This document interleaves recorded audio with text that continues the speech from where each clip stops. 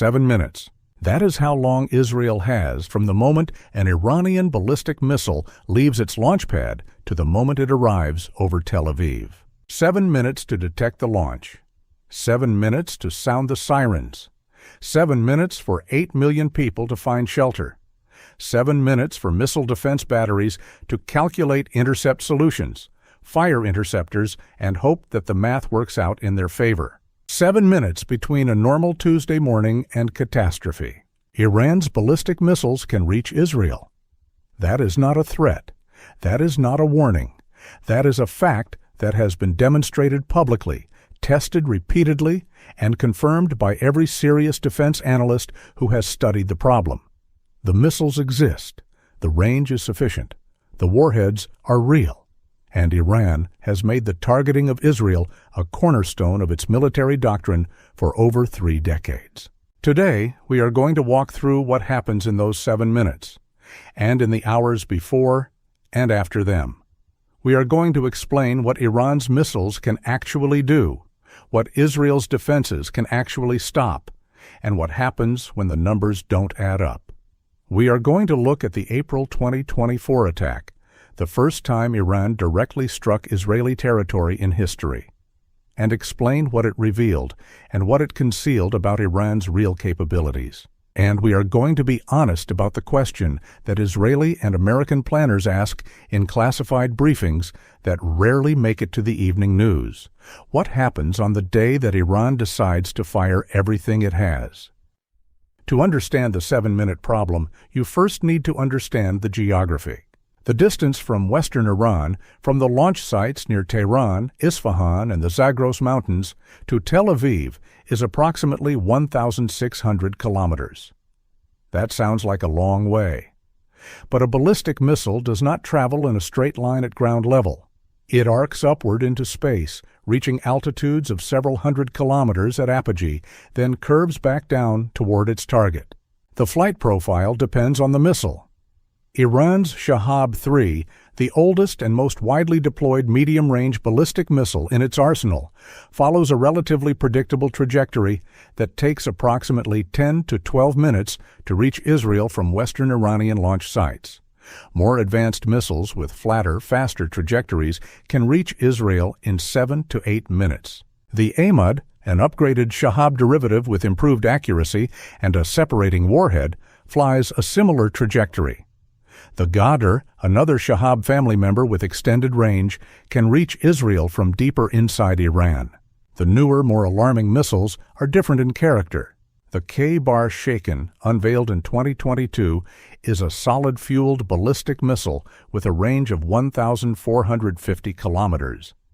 Solid fuel is critically important because it means the missile can be launched within minutes of the order to fire without the hours-long fueling process that liquid-fueled missiles require. That fueling process was historically Iran's vulnerability.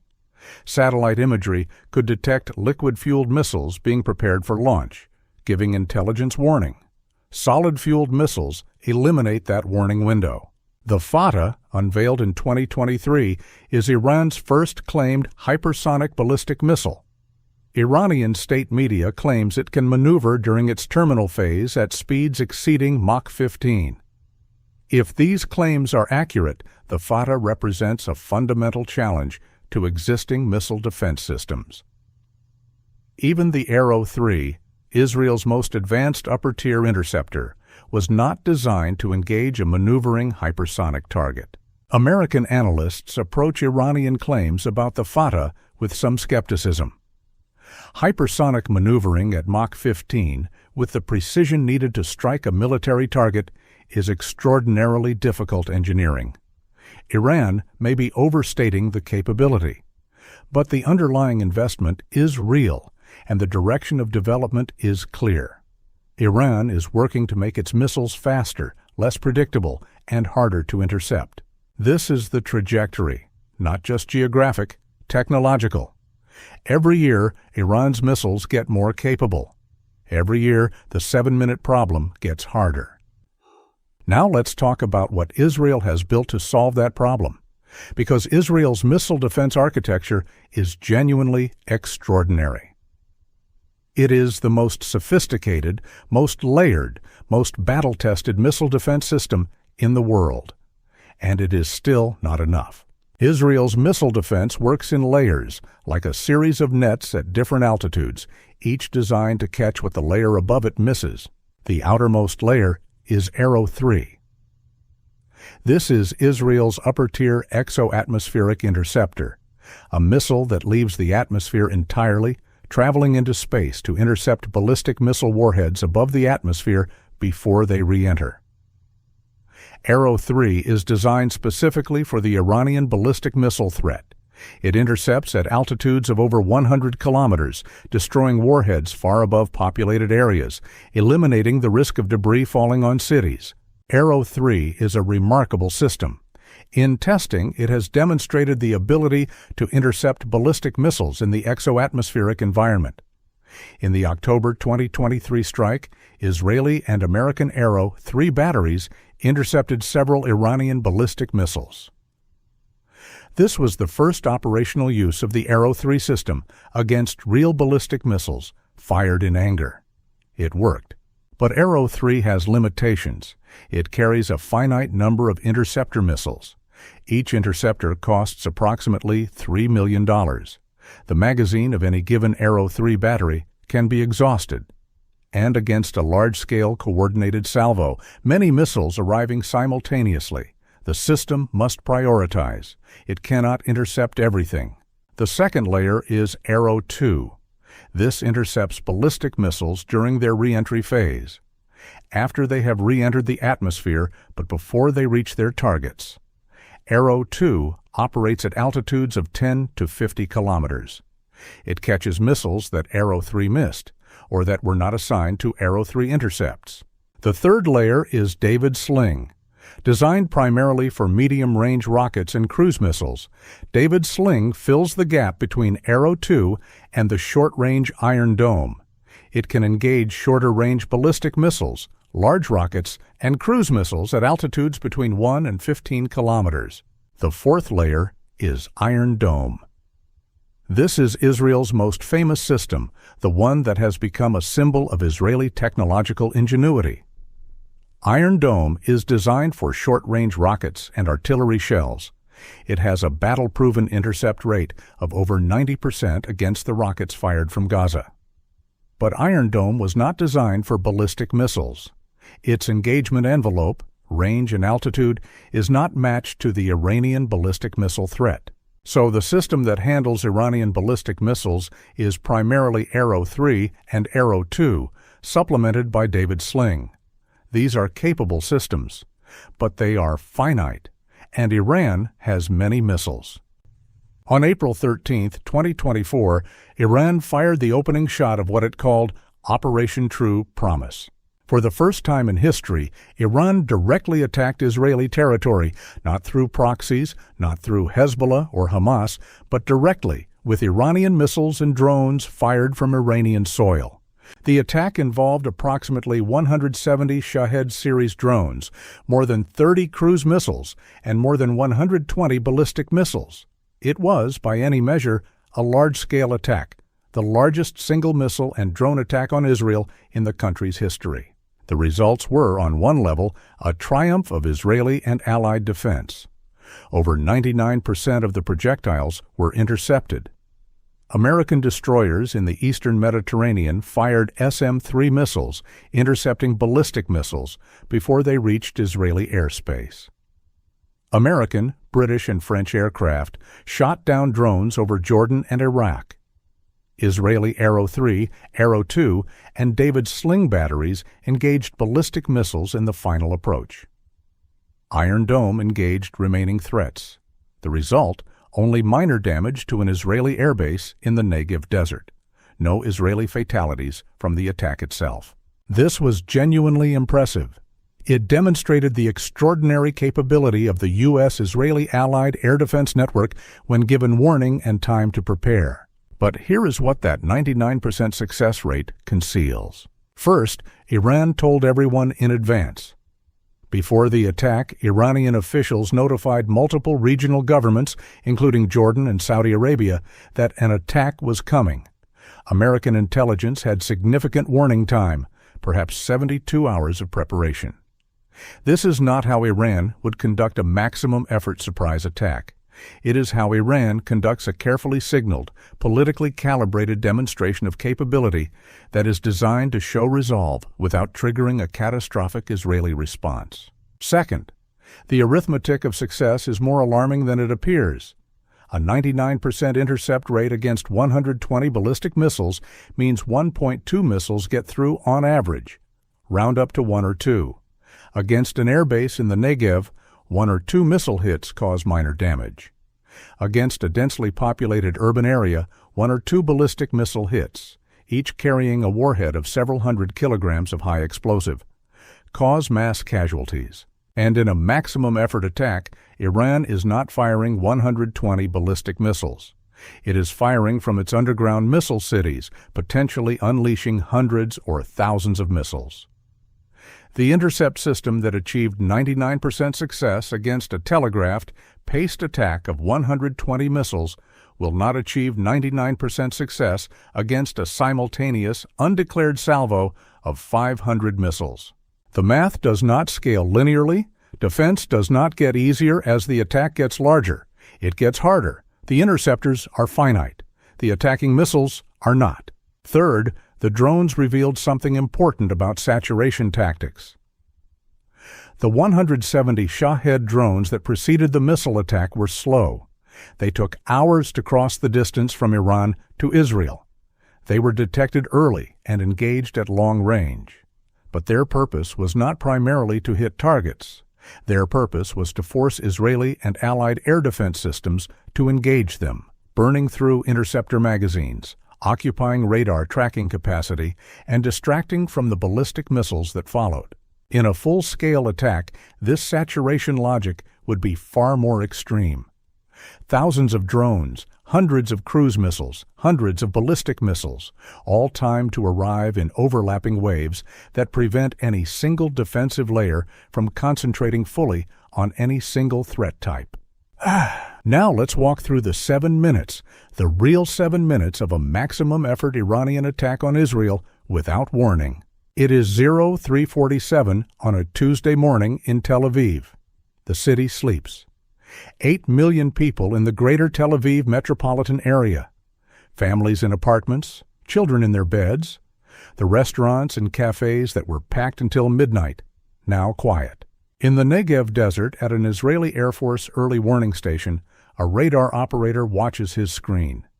The station is part of the Integrated Air Defense Network, connected to Arrow 3 batteries, to American early warning satellites, to the command centers that control Israel's layered defenses.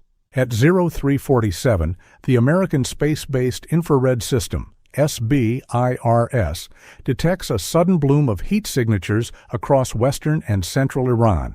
Dozens of heat blooms, simultaneous launches. The automated system generates an alert within seconds. The alert reaches Israeli Defense Command within 30 seconds of the launches. 30 seconds. Israel now has approximately 6.5 minutes. Sirens are automatically triggered across Israel. The air raid warning system, one of the most sophisticated in the world, begins broadcasting across every radio and television channel, every cell phone emergency alert system, every outdoor speaker.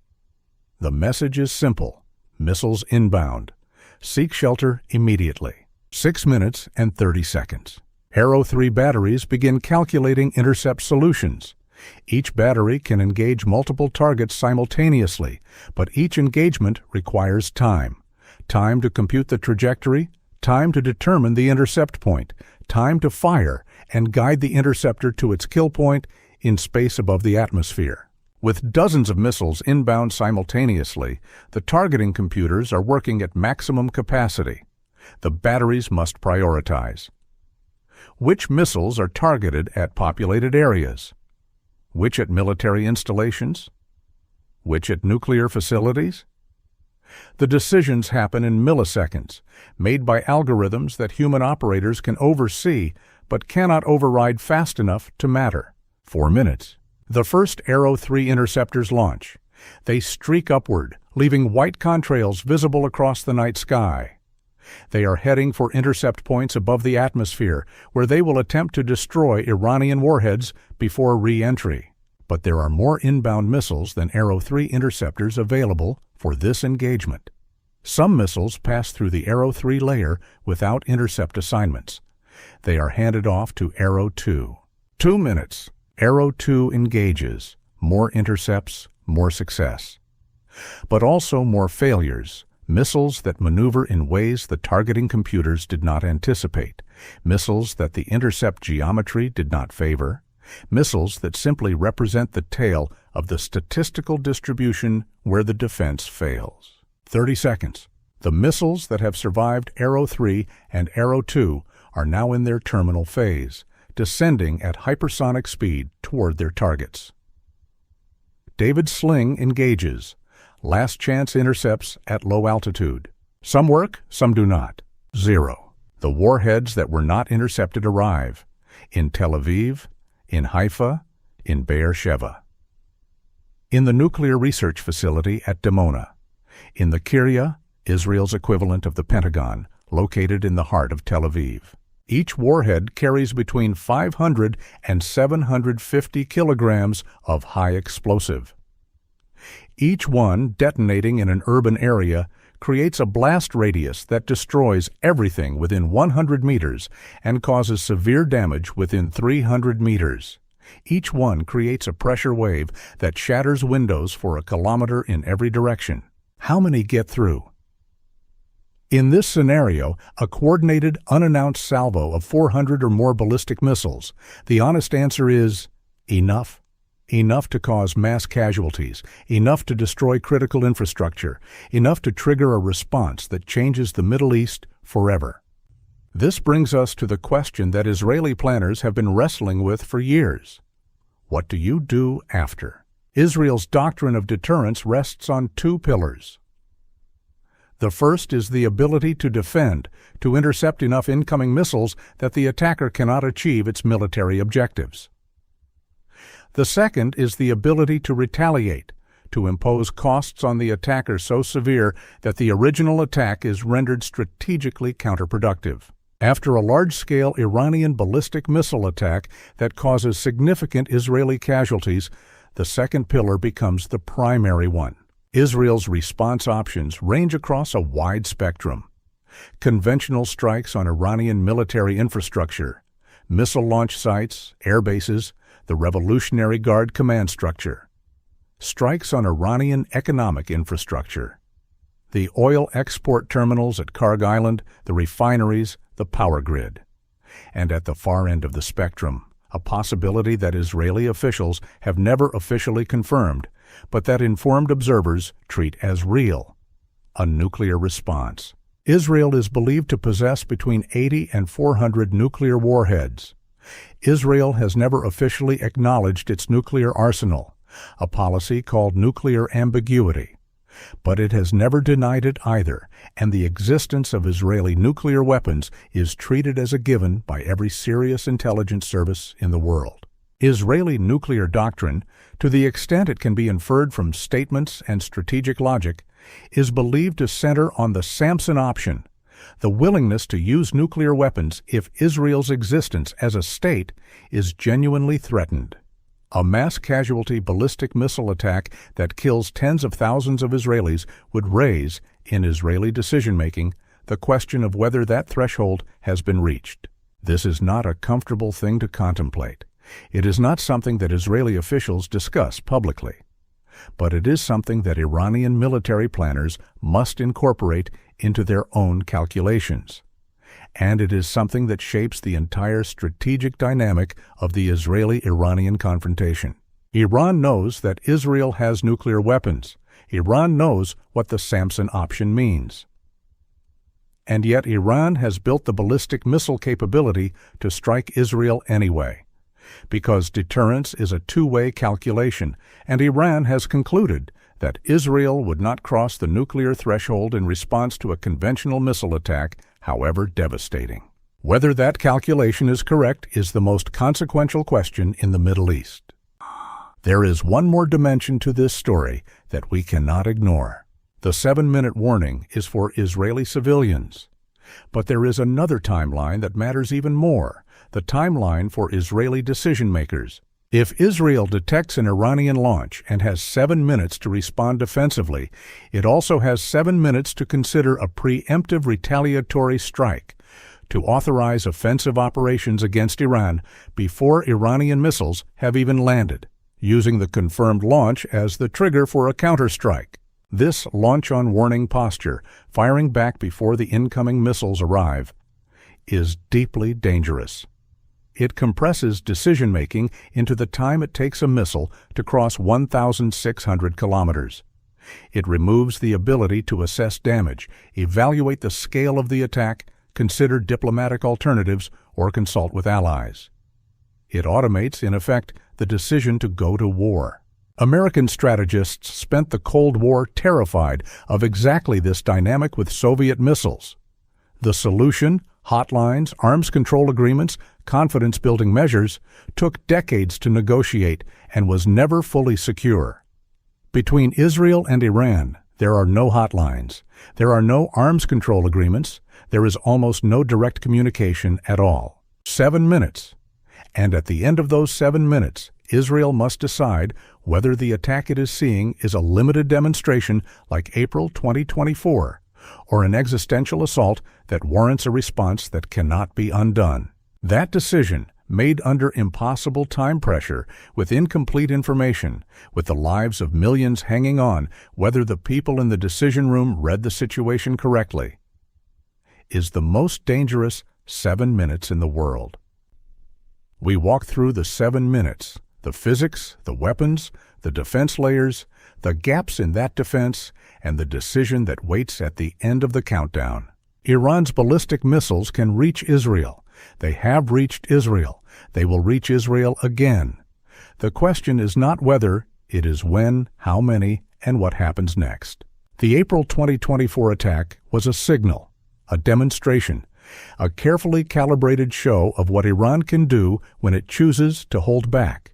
The attack that Israeli and American planners genuinely fear is the one that doesn't hold back, the one that comes from underground missile cities without warning with everything Iran has. That attack has not happened. Whether deterrence, calculation, or simply the absence of the right trigger has prevented it so far, nobody can say with certainty. What we can say is that the capability exists, the doctrine exists, and the trajectory is toward more missiles, faster missiles, harder to intercept missiles. 7 minutes. That is what stands between a normal morning in Tel Aviv and the worst day in Israeli history. If you want to understand how this connects to America's military posture in the Middle East, how a U.S. strike on Iran would unfold in the first 24 hours, what Iran's underground missile cities mean for American war planning, or how Iran and China might coordinate pressure on the United States simultaneously, subscribe now. Naval Power, because the ocean is where the next war begins.